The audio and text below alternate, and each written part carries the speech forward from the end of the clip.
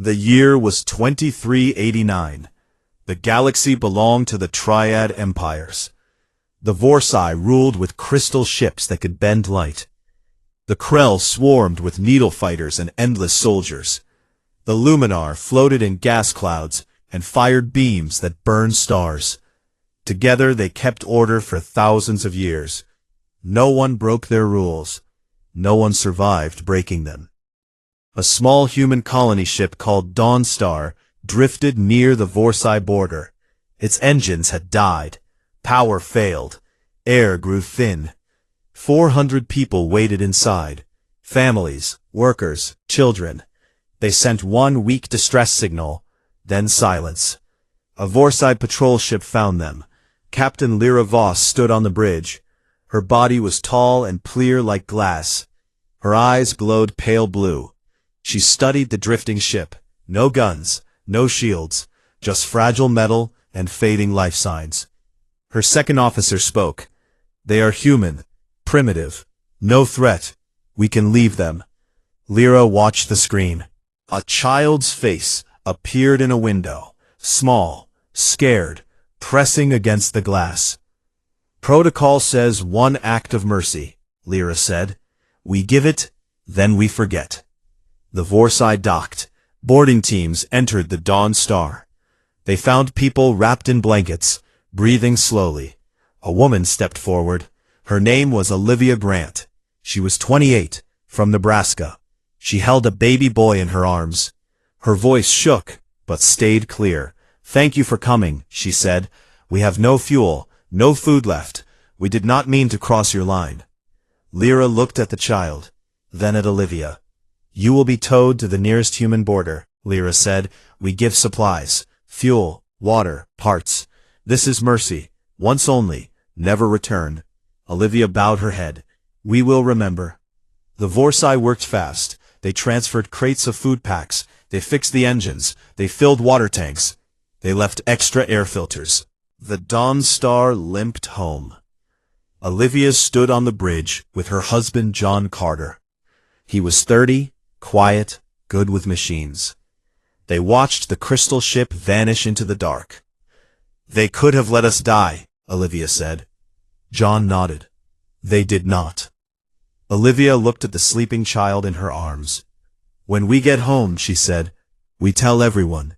We owe them. 23 years went by. Humanity changed fast. New colonies appeared. Ships grew stronger. Weapons improved. People remembered old stories. The story of the Dawnstar became one of them. Children learned it in school. Adults told it at dinner. The debt stayed alive. In 2412, trouble started far away. A Krell fleet attacked a Vorsai mining station called Outpost Vale. The station sat on a small moon, rich in isotopes the Krell wanted. The Vorsai refused to give it up. War began. Krell needles swarmed the defenses.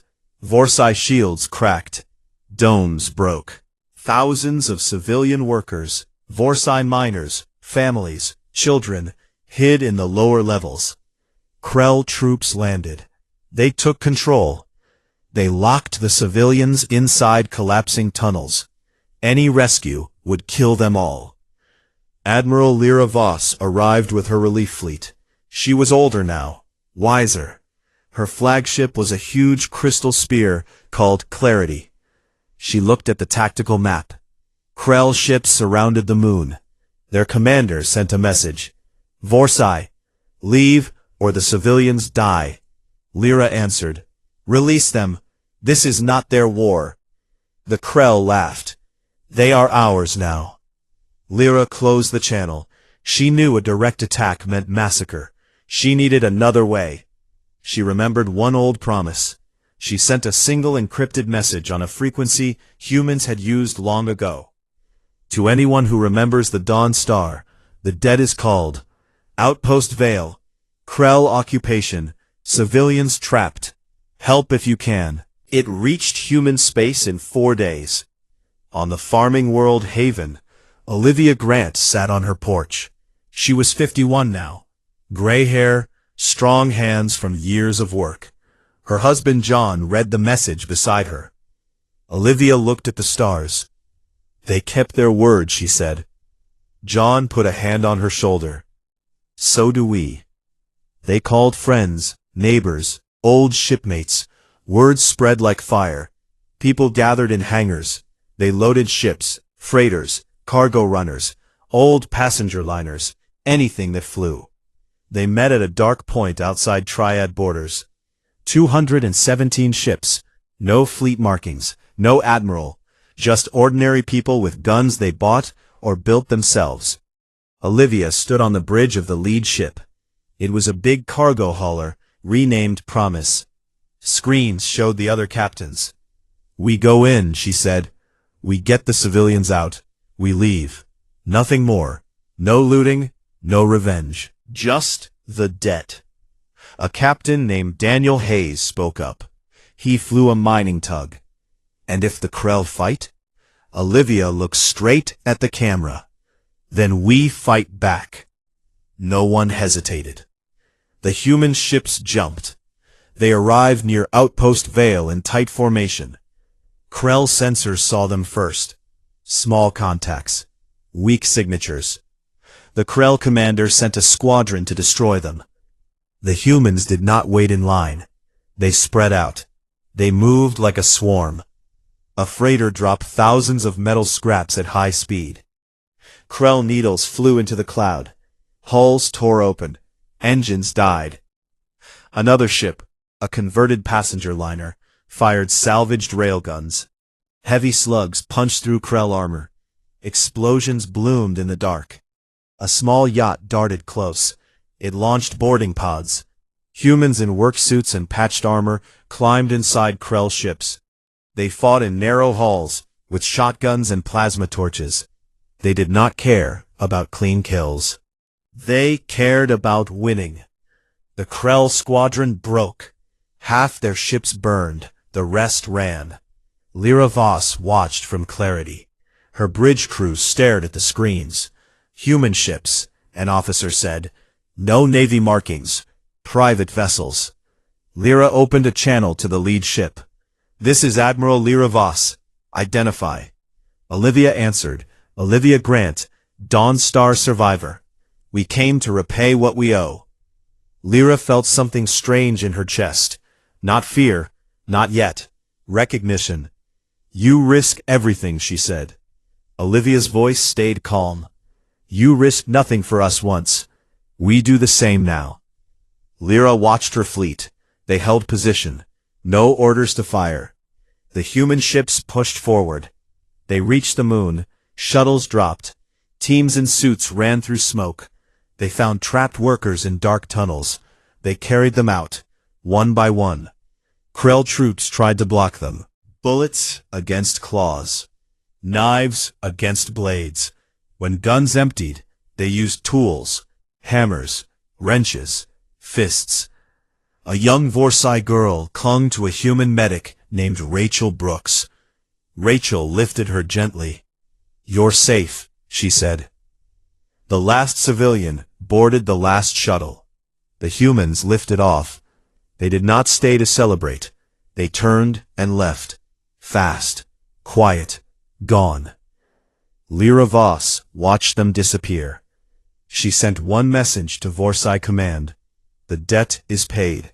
Humans came, they fought, they saved our people, they left. Across the Triad empires, rulers saw the reports. Small ships, ordinary humans, overwhelming courage. For the first time in 12,000 years, the ancient empires felt cold. They had seen power. They had seen wealth. They had never seen obligation repaid like this. And that scared them most of all. The human fleet jumped away from Outpost Vale as fast as they arrived. No victory speeches, no flags raised, just quiet engines and course set for home. Inside the Promise, Olivia Grant sat in the captain's chair. Her hands rested on the armrests. She looked tired, but calm. John Carter stood beside her. He checked the damage reports. Minor hull breaches. Lost 2 small shuttles. 18 wounded, no dead. Better than expected. Olivia spoke softly. Send word to the others. Tell them we're clear. Tell them thank you. John nodded. He opened a channel to the fleet. Faces appeared on small screens. Farmers, mechanics, teachers. All of them looked the same, worn out but proud. We did it, Olivia said. The civilians are safe. We're going home. A captain named Daniel Hayes answered first. His mining tug had taken the worst hits. We paid the debt. Feels good. Others nodded. Some smiled. Some just stared ahead. The fleet split up, slowly. Ships headed to different colonies. No big gathering. No parade. They knew better. The Triad Empires would notice. They always noticed. Back on the Vorsai flagship Clarity, Admiral Lyra Voss watched the last human ship disappear from sensors. Her bridge was silent. Officers waited for orders. She turned to her tactical chief. Casualty report? Krell lost 47 vessels. We lost none. The humans? Their losses were light. They fought like they had nothing to lose. Lyra looked at the empty space where the promise had been. They had everything to lose, she said, and they still came. She opened a secure line to Vorsai High Command. The Crystal Council appeared on the main screen, 7 tall figures, all silent. Lyra spoke clearly. The human intervention succeeded. Krell forces retreated. All civilian workers recovered. No Vorsai casualties during the rescue phase. One council member leaned forward. And the humans? They left immediately after. No demands, no requests for alliance. They stated only that the debt was paid. The council exchanged looks. Another member spoke. This action violates every border agreement. They entered our space without permission. They engaged Krell forces. This could be seen as an act of war. Lyra paused before answering. They did not attack Vorsai. They saved Vorsai lives. They left when the task was done. If this is war, it is the strangest kind. The council discussed in low voices. Then the lead member spoke. We will observe. No retaliation yet, but we will watch these humans closely. The line closed. Lyra turned back to her bridge. She felt something unfamiliar. Not anger, not gratitude exactly. And a small thread of worry. Across the border, in Krell space, the mood was different. The Krell commander who lost the outpost stood before his superiors in a dark hive chamber. Mandibles clicked in anger. Small, soft creatures in weak ships, he said. They used tricks. Scrap clouds, crude projectiles, boarding with hand tools. Our forces were unprepared for such disorder. A higher commander tilted his head. You lost the moon. You lost face, and you lost to primitives. The commander lowered his antenna. They fought without fear. They did not retreat when damaged.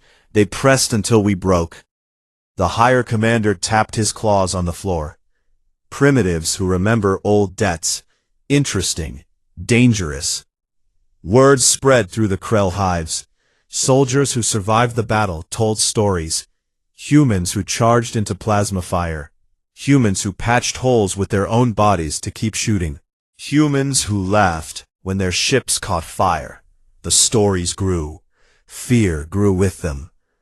In Luminar space, the gas beings floated in their vast cloud cities. They received data bursts from both Vorsai and Krell. They analyzed the battle in silence. Patterns emerged. One Luminar elder pulsed slowly. They repay obligation. No gain, no territory, only balance. Another pulsed in reply. Balance is our way too, but they do it with blood, with metal, with will. We must understand this. The Luminar did not act yet. They watched, they waited. On Haven, Olivia stepped off the Promise. Dust rose around her boots. Neighbors waited at the landing field. They cheered quietly. No loud noise, just nods and handshakes. A young girl ran up. She was 8. She looked like Olivia had years ago. "Did you win, Grandma?" Olivia knelt. She touched the girl's cheek. "That's better than winning." The girl hugged her. That night, families gathered. Stories were told around tables. Not boasts, simple facts. How the Krell ships broke. How the workers were carried out. How no one asked for more. John sat with Olivia on the porch later. Stars filled the sky. "They'll come for us now," he said. Olivia looked up. "Maybe. But we did right. That matters." Weeks passed, then months. Human colonies waited. Scouts watched the borders. Nothing came. No fleets. No demands. But messages arrived. Quiet ones. A Vorsai drone appeared near Haven. It carried one crystal case. Inside was a small clear stone. Etched on it were Vorsai words. Gratitude given. Debt closed. Safe passage granted. Olivia held the stone. It felt warm. She placed it on the mantle. Other colonies received similar gifts. A Krell mandible carved with respect marks. A luminar light orb that never dimmed. They were not threats. They were acknowledgments. The Triad Empires did not attack. They pulled back patrols. They redrew maps with wider buffers. They spoke less of humans as primitives. They spoke more of humans as unknown. In Vorsai council chambers, Lyra Voss attended a meeting. She stood before the seven. "They have not crossed again," she said.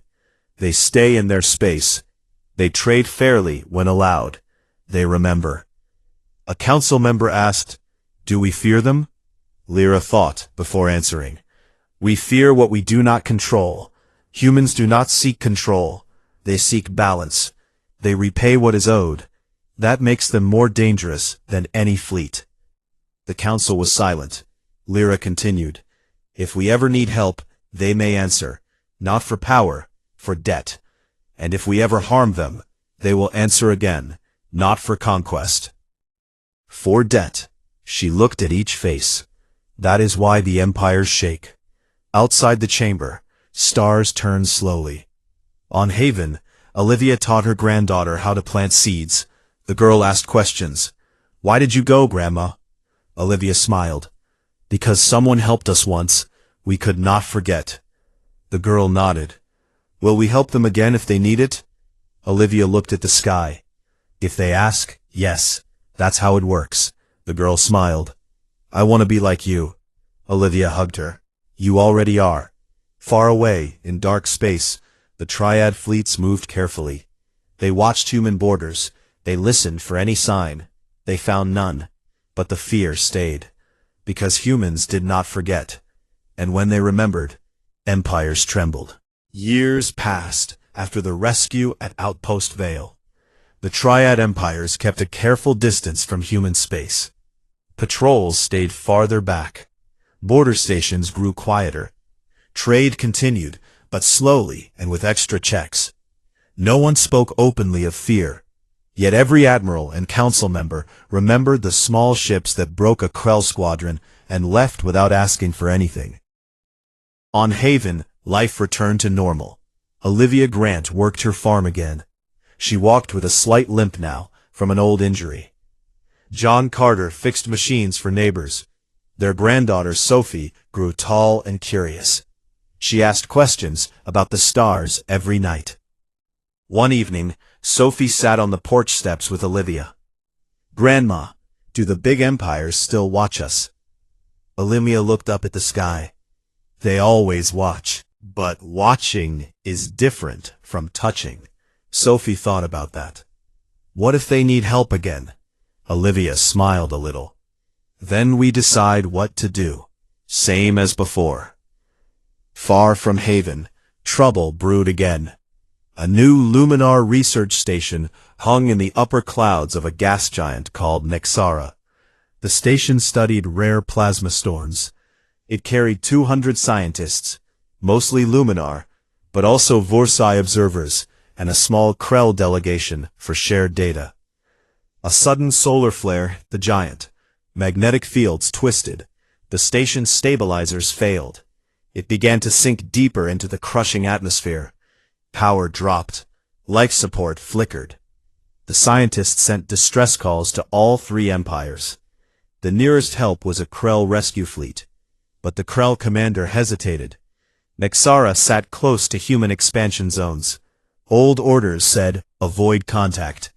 The Krell waited for orders from higher command. Vorsai ships were too far. Luminar vessels could not reach in time. One scientist, a young Vorsai named Kale Vorn, remembered the old story. He sent a private message on the same frequency Lyra Voss had used years before. To those who remember debts, station sinking in Nexara clouds. 200 trapped, time short, help if able. The message crossed space quietly. It reached Haven at dawn. Olivia read it while drinking coffee on the porch. John stood behind her. Again, she said. John set his cup down. Not our fight this time. They're not our people. Olivia looked at the words on the screen. They asked, same as we did once. John sat beside her. How many ships do we have ready? Olivia thought. Enough, if we move fast. They called the old group again. Word spread through quiet channels. No big announcements, just messages between trusted people. Ships gathered once more. Not as many this time. 87 vessels. Freighters mostly.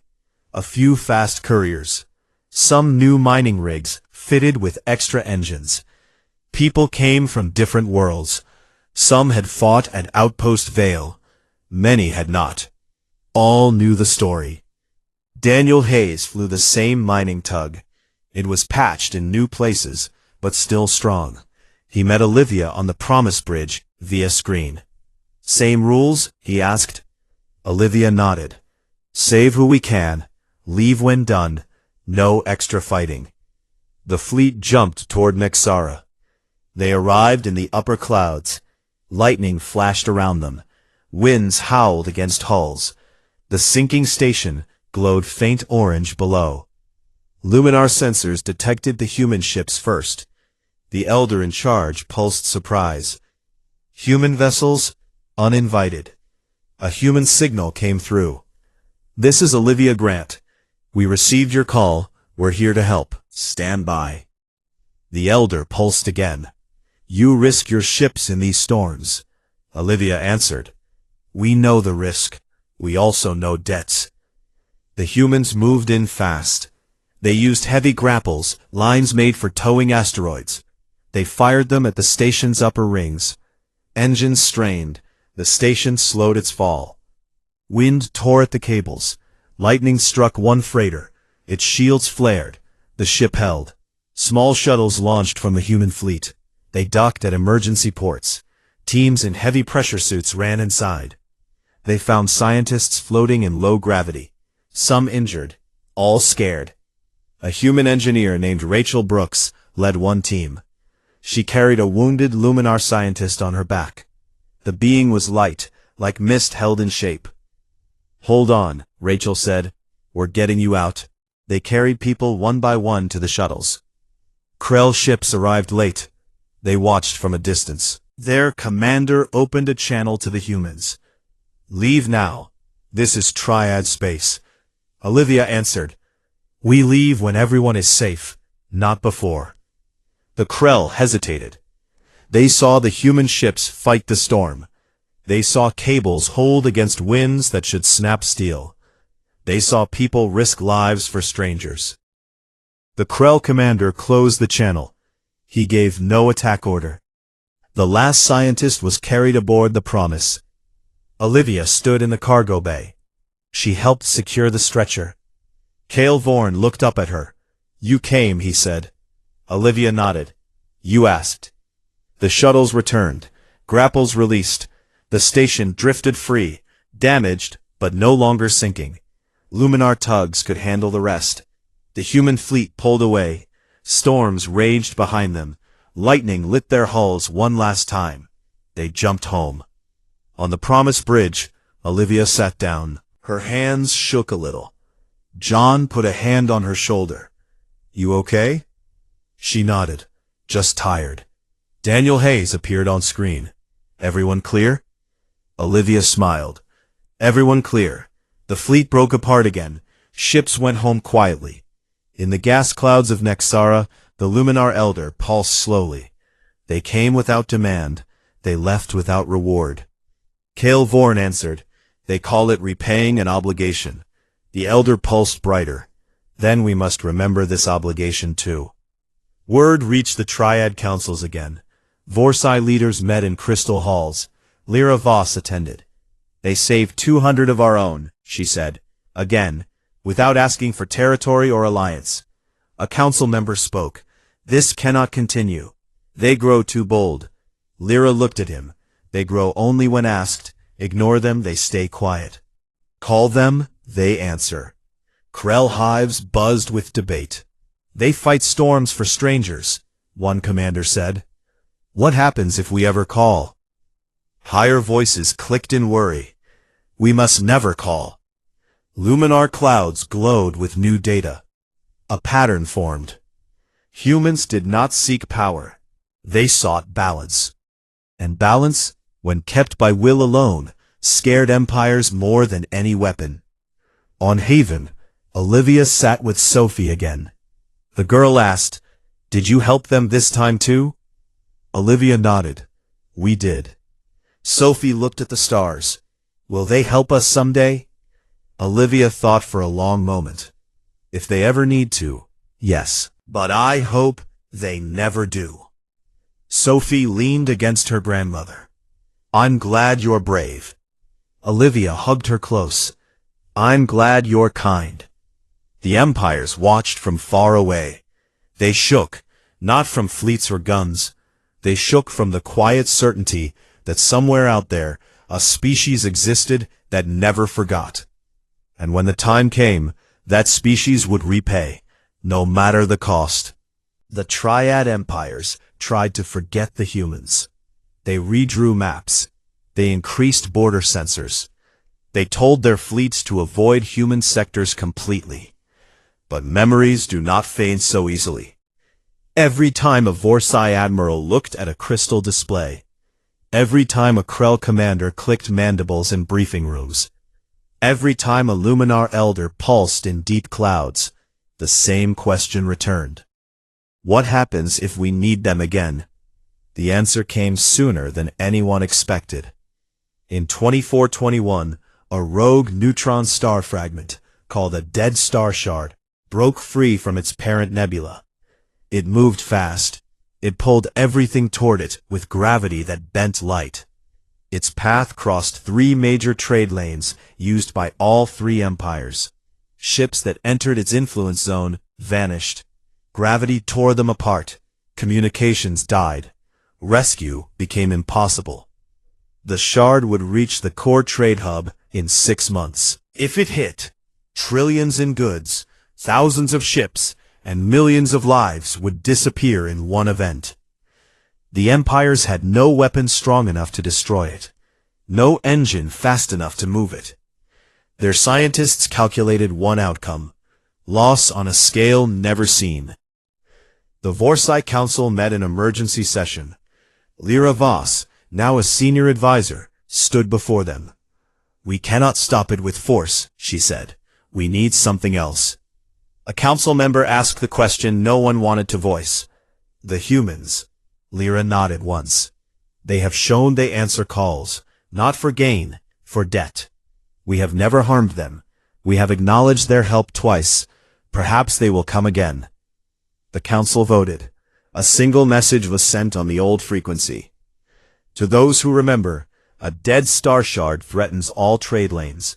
6 months until impact. No empire can stop it alone. We ask for aid. The message reached Haven at sunrise. Olivia Grant was 60 now. Her hair was mostly white. She walked slower, but her eyes stayed sharp. She read the message alone in the kitchen. John sat across from her. They're asking, she said. John rubbed his chin. This isn't a rescue. This is moving a star fragment, bigger than anything we've done. Olivia looked out the window at fields that stretched far. Bigger. but still a debt. They helped us once, we helped them twice. Now they need us. She stood. I'm going. John looked at her. You're not flying anymore.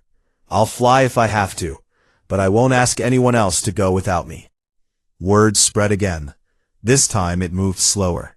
People were older. Ships were worn. Families had grown. Yet the call reached the right ears. Ships gathered at the same dark rendezvous point. Fewer than before. 142. Heavy haulers with reinforced hulls. Science vessels with gravity research gear. Mining rigs that could pull asteroids. People came who had never fought before. Engineers, physicists, farmers who knew how to move heavy loads. Daniel Hayes flew his tug again. It was old now, patched in 20 places. He grinned when he saw Olivia on the screen. Still leading the parade? Olivia smiled back. Still following the stubborn ones. The fleet jumped toward the shard. They arrived at the edge of its influence zone. Gravity pulled at their hulls. Instruments screamed warnings. The shard looked like a black hole with edges. Dark, hungry, spinning slowly. A Vorsai science ship waited at safe distance. Lyra Voss appeared on the main channel. You came, she said. Olivia answered. You asked. Lyra sent all data, gravity maps, mass readings, speed projections. Our calculations say impossible, Lyra said. Yours may differ. Olivia looked at her engineers. Let's find out. Human scientists worked with Vorsai data. They talked across channels. Ideas flew. One engineer named Alex Rivera suggested using the shard's own gravity. We slingshot heavy masses around it, build momentum, nudge its path, slow, small changes, over months. Another added, we chain our ships, link them with tow cables, use our engines as one big pull. They tested the math. It worked on paper, barely. The fleet moved in closer. Gravity grew stronger. Ships shook. Alarms rang. They held. They launched probes first. Small drones dropped heavy anchor weights, dense metal blocks. The weights fell toward the shard. Cables snapped taut. Engines flared. The fleet pulled as one. The shard moved, 1 millimeter per hour at first, then 2, then 5. Days became weeks. Ships rotated crews, engines overheated, hulls cracked from stress. Repairs happened in space. People worked in suits, while gravity tried to tear them away. Krell ships arrived to watch. They did not help. They recorded. Luminar observers floated nearby.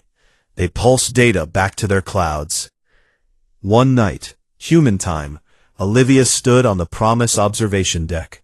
Stars bent around the shard. She felt the pull in her bones. John joined her. We're doing it, he said. Olivia nodded. But at what cost? They lost 3 ships in the 4th month. Engines failed. Cables snapped. Gravity won. The crews sent final messages. Short. Calm. Keep pulling. The others kept going. In the 6th month the shard's path shifted enough. It would miss the trade hub by 3 light days. Safe. Engines shut down. Cables released. The fleet drifted back. Exhaustion filled every ship. Lyra Voss appeared on the screen one last time. You succeeded. The lanes are safe.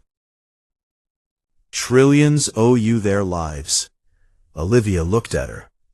We didn't do it for trillions. We did it because you asked. Debt closed. Again. Lyra bowed her head. A rare Vorsai gesture.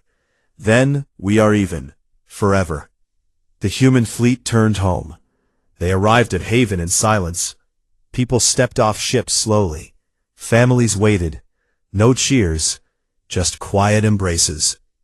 Olivia walked to her porch. Sophie, now a young woman, ran to her. You did it again. Olivia sat down hard. We all did. That night the stars looked different. Cleaner somehow. Messages arrived from the empires. Vorsai sent a crystal archive of the entire event. Every calculation, every moment, a record of what humans could do. Krell sent a single carved mandible, the mark of highest respect. Luminar sent a small orb of captured plasma, a light that never faded. Olivia placed them beside the old crystal from the first time. She looked at John. They won't forget this. John shook his head. No, and neither will we. The empires changed after that. Patrols stayed far. Trade opened more. Ambassadors visited human worlds, not to demand, but to talk, to learn. The Triad rulers met in secret. One said, they do not conquer, they repay. Another answered, and that makes them the most powerful of all. Fear turned to caution. Caution turned to respect. On Haven, Olivia grew older. She sat on the porch with Sophie's children now. They asked the same questions. She told them the same answer. Sometimes help comes when you need it most, and sometimes you give it when others need it most. That's all it is. The children listened. One asked, will we ever need them again? Olivia looked at the stars. But if we do, they'll remember. And somewhere far away, in crystal halls, in dark hives, in glowing clouds, the empires remembered too. They remembered a small species that never forgot. They remembered ships that pulled a dead star aside. They remembered quiet voices that said, dead close. And in the silence after, the empires no longer shook in terror. Time moved forward. The dead star shard drifted away on its new path. Trade lanes stayed open. Ships crossed them every day. Goods flowed. Lives continued. The Triad empires rebuilt what little damage had happened. They spoke less of the event in public, but in private rooms, the memories stayed sharp. On Haven, Olivia Grant grew older still. She walked with a cane now. Her days were quiet. She spent mornings in the garden, afternoons with her great-grandchildren. Sophie had children of her own. The house filled with small voices and laughter. One afternoon, a Vorsai shuttle landed near the farm. No warning, no weapons, just a single crystal craft that touched down softly in the field. Dust rose and settled. A tall figure stepped out. Lyra Voss, older too. Her clear skin showed faint cracks like old glass. She walked alone to the porch. She looked up without surprise. Admiral. Lyra stopped at the steps. Olivia Grant. They studied each other for a long moment. Lyra spoke first. I come without title today, only as one who remembers. Olivia nodded toward the empty chair. Sit. Lyra sat carefully. The chair creaked under her weight. I bring no message from the council, she said. No treaty, no demand. I come because I needed to see the place where the dead began. Olivia looked across the fields. It began on a broken ship, a long time ago. Lyra looked at the same fields, and it ended with a star moved aside, because of that broken ship. Silence fell between them. Then Lyra continued. The empires changed after Nexara. We no longer speak of humans as primitives. We speak of them as equals. Others call you necessary. Olivia smiled faintly. We never wanted to be, either. Lyra tilted her head. Yet you became both. A child ran across the yard. A small boy with Olivia's eyes. He stopped when he saw the tall alien. He stared. Olivia waved him over. This is my great-grandson, Ethan. Ethan walked closer. He looked up at Lyra. Are you from the stars? Lyra leaned down. Yes, I am. Ethan pointed at her skin. You shine. Lyra made a soft sound that might have been laughter. Some say so. Olivia watched them. Ethan, this is Admiral Lyra Voss. She helped us once, a long time ago. Ethan nodded seriously. Thank you. Lyra looked at the boy. You are welcome. Ethan ran off to play again. Lyra watched him go. Your people grow, you spread. You remember. Olivia nodded. We do. Lyra stood slowly. I will not stay long. I only wanted to see this place, to see the root of what happened. She looked at Olivia. Thank you for answering every time. Olivia stood with help from her cane. Thank you for asking every time. They did not shake hands. They simply looked at each other. Lyra turned and walked back to her shuttle. It lifted off quietly. It disappeared into the sky. Olivia sat again. She watched the dust settle. That night the family gathered. Stories were told. Old ones, new ones. The children listened wide-eyed. Sophie asked her grandmother later, will they ever come back? Olivia looked at the stars. Maybe, if they need to, or if we do. Sophie smiled, and we'll answer. Olivia touched her hand. We will. Far away, the Triad empires continued. The Vorsai built new observatories. They studied human worlds from distance, not to spy, to learn. The Krell changed training. Soldiers learned new ways, ways that included risk, ways that included standing when retreat made sense. The Luminars shared knowledge. They sent small gifts of light to human colonies. Not payment, reminders. Peace held, not because of treaties signed in fear, not because of fleets pointed at borders. Peace held because a promise had been made long ago on a broken ship. And that promise had been kept, again and again. Decades passed. Olivia Grant lived to see her 100th year. She sat on the same porch. The fields looked the same. The stars looked the same. One night, she felt tired in a new way. She called Sophie to her side. Tell the children the story, she said. The why. Sophie held her hand. I will. Olivia looked up one last time. We did right. Sophie nodded. You did. Olivia closed her eyes. She smiled.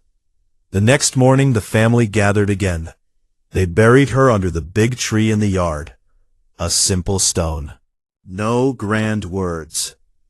Just her name. And below it, she remembered. Years later, a new generation grew up. They flew ships farther than ever. They met other species. They traded. They talked.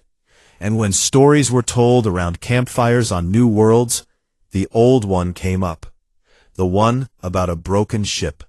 A mercy given once, a debt repaid many times, and a galaxy that learned what obligation really meant.